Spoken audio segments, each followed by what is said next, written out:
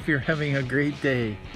Today we're going to talk a couple stories that happened in my second year of racing D1. Many of you wonder, how did you get the name Bumblebee?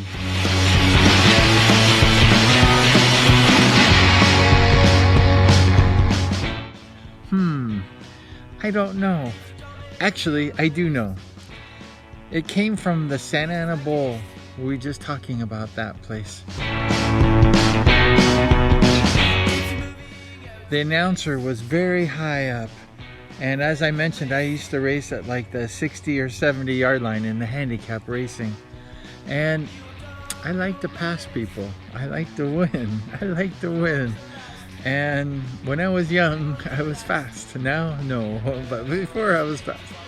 And when the race started in handicap, I was at the, like, say around the 60 or 70, something like that. And I would just like race really hard. I was going full speed.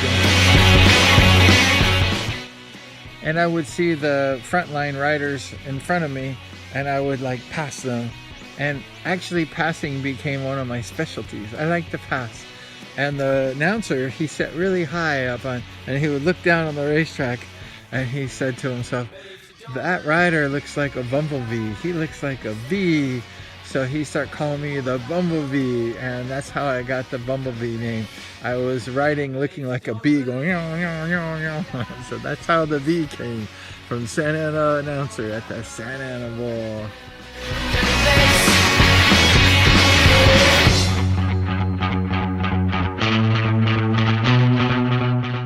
I'll tell you one experience that happened to me.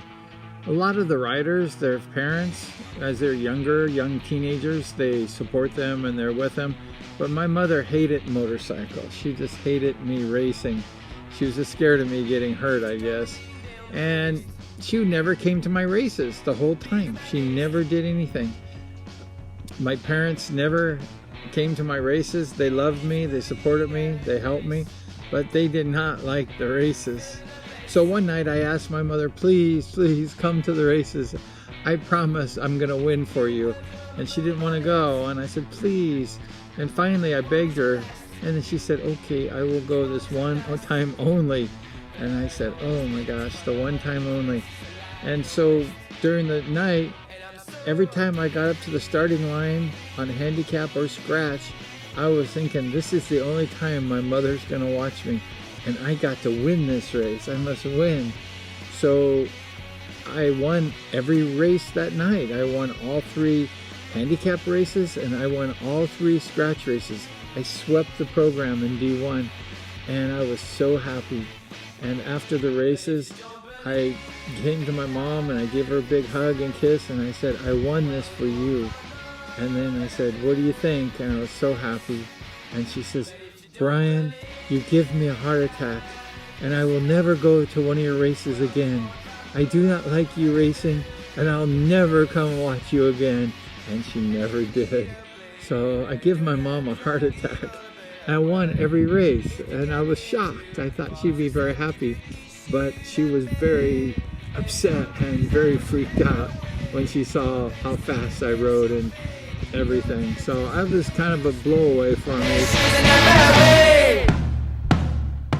My mother so shocked and sad and stuff, and so that was it. She never came to a race again, but she loved me a lot, and I love that lady so much.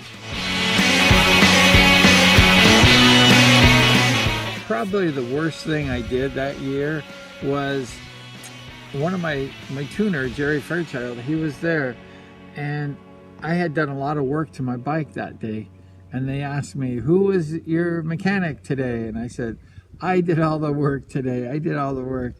And I forgot Jerry was in the stands. And after the races, he got very mad at me. He said, Brian, you did all the work to your bike? And I said, I did today. And he says, but I am the one who makes your bike fast. And Jerry got very mad at me, and he said, I will never work on your bike again. I'm done with you. And he was done with me, and that was my big mistake. I didn't say thank you to Jerry Fairchild. So if you're a rider, always thank your sponsors. Always thank the ones who make you go fast. And I didn't do that, and that was one of my big teenage mistakes, not thanking somebody who was very special to me, and I regret that to this day. Always thank people who help you out.